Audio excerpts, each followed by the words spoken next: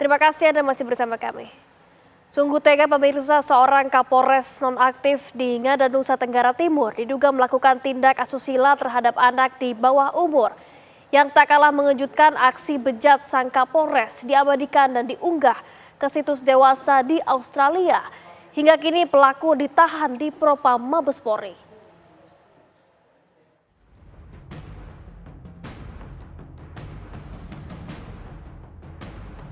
Seorang Kapolres nonaktif di Ngada, Nusa Tenggara Timur yakni AKBP Fajar Widya Dharma Lukman Sumaat Maja diduga melakukan tindakan asusila terhadap anak di bawah umur. Kejadian pelecehan terjadi pada Juni 2024 silam di salah satu hotel di Kota Kupang. AKBP Fajar disebut memesan anak berusia 6 tahun melalui seorang wanita berinisial F dengan imbalan 3 juta rupiah. Terbongkarnya aksi bejat AKBP Fajar setelah video asusila tersebar di situs porno Australia. Pihak otoritas Australia yang melacak video tersebut menemukan lokasi pembuatan. Pihak otoritas Australia lalu berkoordinasi dengan Divisi Hubungan Internasional Mabes Polri dan Kementerian PPA. 20 Februari lalu, AKBP Fajar langsung diamankan Propam Mabes Polri dan dibawa ke Mabes Polri guna pemeriksaan. Itu saya tidak mengerti, tapi itu Mabes Polri yang mengamankan dan sudah dibawa ke Mabes Polri. Sekarang biar nanti Mabes Polri yang tahu kasusnya, saya juga tidak tahu. Polisi pun telah memeriksa sedikitnya 9 orang saksi. Untuk sampai saat ini total sudah di sini 9 saksi. Korbannya berapa orang, Pak? Korban 1 orang.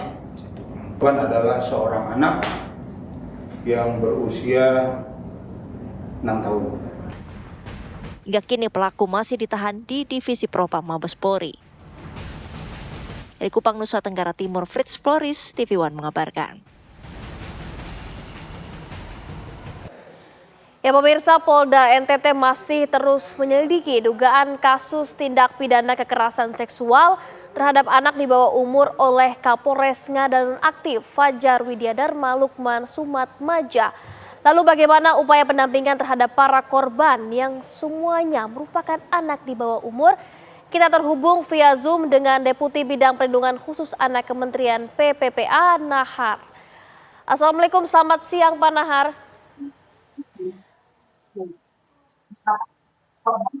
Selamat siang Bu. Ya. Pak Nahar, mungkin ini bisa dijelaskan Pak Nahar, situasinya ini sungguh miris Pak. Apa yang dilakukan, apalagi dilakukan oleh pihak kepolisian. Mungkin bisa dijelaskan Pak, pendampingan apa saja yang akan dilakukan?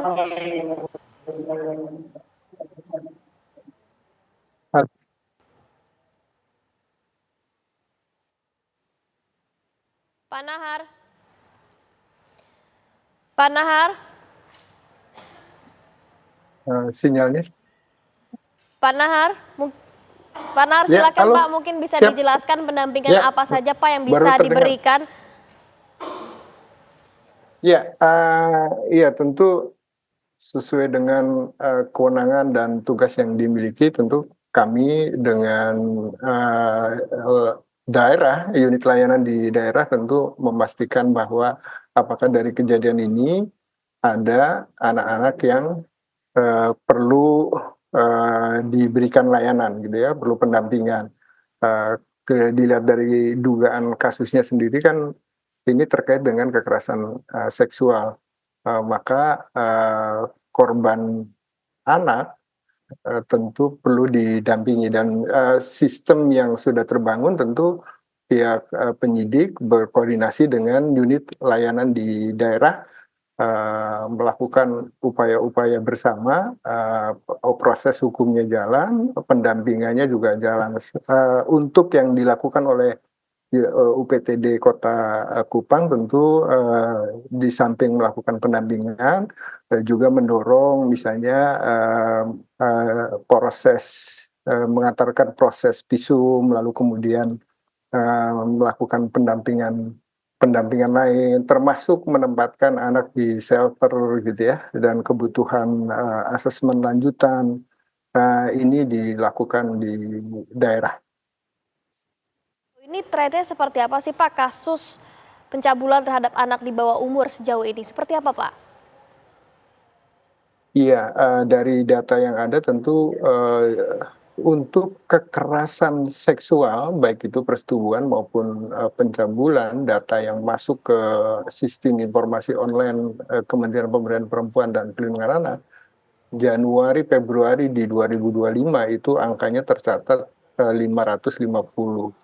Itu yang, laporan dari seluruh wilayah Indonesia. Untuk yang laporan langsung ke kementerian, ada 143, kasus kekerasan seksual dan angka ini, selalu menempati urutan yang paling atas dan, untuk, memastikan bahwa, pelaporan ini ditindaklanjuti maka, unit-unit layanan di daerah, bekerja sama dengan, stakeholder, terkait, melakukan upaya-upaya bersama baik, upaya hukumnya maupun upaya, pendampingan khususnya memberikan layanan kepada, para korban. Lalu Pak, ini bagaimana memastikan kasus serupa ini tidak terjadi lagi Pak? Apalagi ini justru melibatkan aparat penegak hukum begitu Pak?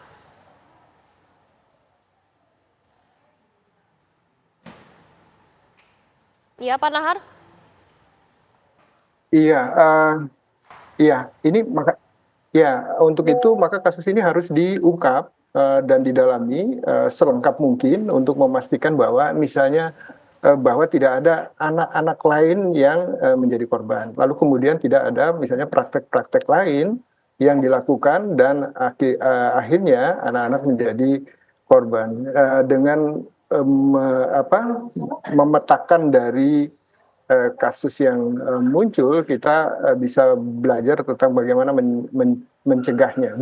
Misalnya begini, bahwa misalnya dari yang terjadi apakah ini, murni hanya satu anak yang, menjadi korban atau ada beberapa orang. Lalu kemudian nanti, modusnya seperti apa, apakah ini misalnya antara orang perorangan atau memang ada orang lain yang misalnya yang berperan gitu ya, sehingga ini nanti akan, banyak kaitannya apakah ini berkaitan dengan persetubuhan antara, 2 orang atau melibatkan penyedia atau, unsur-unsur lain, dan itu hanya bisa diketahui kalau, nanti, hasil penyidikan, hasil,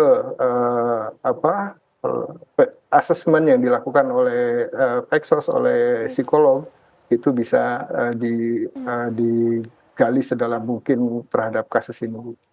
Bentuk pendampingan yang diberikan dari kementerian ini seperti apa Pak? Apakah sampai proses trauma dari korban ini hilang atau bagaimana Pak? Iya, salah satu contoh misalnya satu, anak ketika, diajak, berkomunikasi dia, menolak gitu ya, atau tidak mau memberikan, jawaban, lalu kemudian masih menampakkan ketakutan terhadap, orang luar gitu ya. Jadi biasanya kalau ada kejadian-kejadian seperti ini yang korbannya anak itu akan berdampak kepada kalau nggak fisik ya psikisnya yang, kena gitu ya. Oleh karena itu maka 2,